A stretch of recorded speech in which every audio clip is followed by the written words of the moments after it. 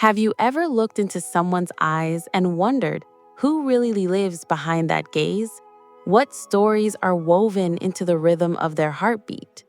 Imagine you're sitting on a park bench and a stranger settles beside you. There's something intimate in the pause that follows. You sense spark, depth, maybe a shared longing.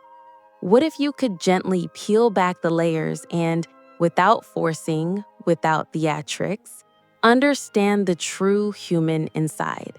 That's the promise tucked into the pages of How to Know a Person. It's a quiet invitation to rediscover what it means to truly meet another soul. This book, written with clarity and heart by the insightful author behind How to Know a Person, feels born from long walks, coffee beneath morning light, and late-night conversations when truths spill freely. It captures a yearning that's both timeless and urgent. In our noisy, fast-scrolling world, how can we pause and connect deeply beyond the filter and facade? It was crafted precisely because the world needs fewer surface greetings and more soul-deep knowing. The essential message is simple and yet profound. True knowing doesn't seek to fix or judge. It listens, joins, and sees. It invites us into each other's interior worlds with gentle curiosity and steady presence.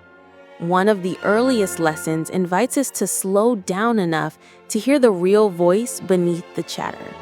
When someone speaks, our instincts often race ahead, crafting responses or finishing sentences. But what if we leaned in, silencing our anxieties, letting their words ripple through us? The author shares a moment with a friend who, lost in worry, rambles about life's confusion. Instead of interrupting with a solution, the listener holds space, watching tears become clarity. In that gesture, the friend finds her own answer.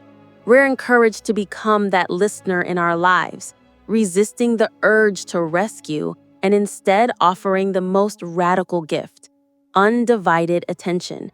And when you become that attentive friend today, you might be surprised how much people reveal, not out of pressure, but because they feel truly seen.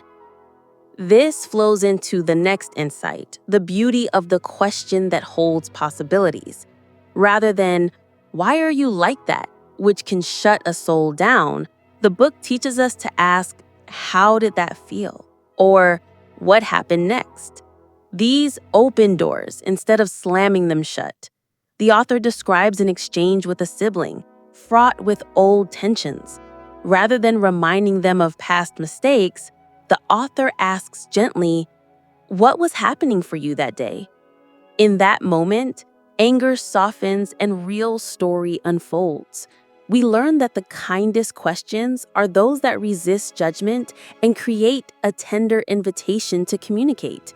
This is a practice we can take into every relationship because it says, "I'm curious about who you are beyond your surface armor." The third lesson is that stories are bridges. Every person carries narratives, some whispered, some shamed. When we share pieces of our journey, even small ones, a childhood dream, a fear of failure, we invite others into a shared humanity. The author recalls a moment on a train when a stranger draws near after hearing the author's quiet confession of fear. Suddenly, walls come down, stories are exchanged, and two strangers become companions across miles. That moment reveals how much we all crave connection through story. It reminds us, when you offer a piece of yourself, you signal permission for others to do the same. And that is community in the most graceful sense. Next comes the heart of empathy, carried on the wind of imagination. The book invites us to step into others' worlds, not to pity them, but to grasp the textures of their lives. The author recalls visiting someone who'd lost everything in a fire.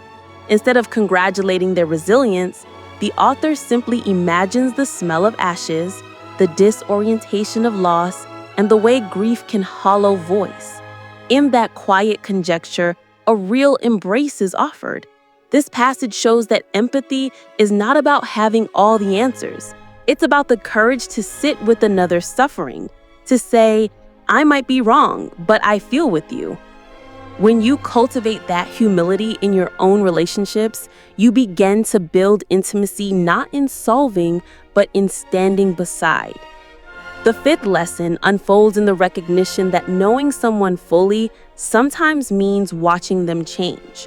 We all are ripening, unraveling, becoming new selves. The book tells of a friendship carved over years. One person becomes a parent, the other reinvents their career. Their familiar rhythms shift.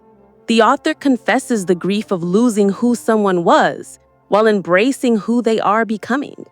That moment offers a powerful idea. Letting go of who someone used to be is one of the most generous things we can do. By granting that freedom, we open the space for deeper connection. Think of someone you know who's evolving. When you honor who they are now, not cling to who they were, you create love that truly sees and grows. As these ideas flow, the book doesn't feel like a self-help tome, but like a roadmap drawn from everyday human tenderness. Its stories, small and large, ground each lesson in lived experience.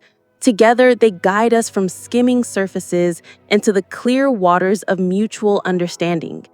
And now, as we gather these moments, listening without judgment, asking questions that open, offering stories that connect, extending empathy with humility, and honoring change, we see the shape of what it means to know someone.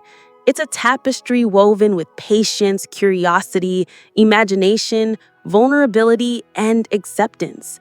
Each thread matters. Each pause, each gentle question or quiet presence paints connection where there was emptiness.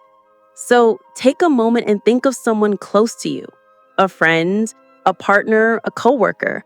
What if today you simply listened? Not to respond, but to understand. What if you asked the question that didn't demand the right answer, but invited truth? What if you offered a story of your own, not to impress, but to connect? And when change comes, what if you let go of expectation and let the person reveal new contours silently across seasons? In these small moments lies the book's pulse, the quiet revolution of knowing one another with grace. As we wrap this up, let's hold on to not just the ideas, but the feelings they leave behind. This book invites us into connection that's not performative, but rooted in presence. It asks us to slow our rush, lean in with open hearts, and meet each other with curiosity. These are not distant ideals. They're embodied in our waking moments when we choose awareness over assumption, kindness over rearranging, love over saving. And when you pause and remember, you realize we all want to be known, truly known, and to know another in return. If this has stirred something in you, imagine what the full book holds. Dozens more stories, gentle provocations, and thoughtful nudges towards deeper humanity. That's where real transformation begins, in curiosity turned into practice, presence turned into connection, reading turned into living. I'd love for you to dive into the book yourself, to lean into your conversations with newfound intention. And maybe after reading, you'll come back and share a story of what it felt like to be truly seen, or of someone else's heart opening to you. Because connection doesn't end in a summary. It echoes in the days we choose to be present. So go ahead, take that first step of listening and watch how richness begins to bloom between you and the ones you care about.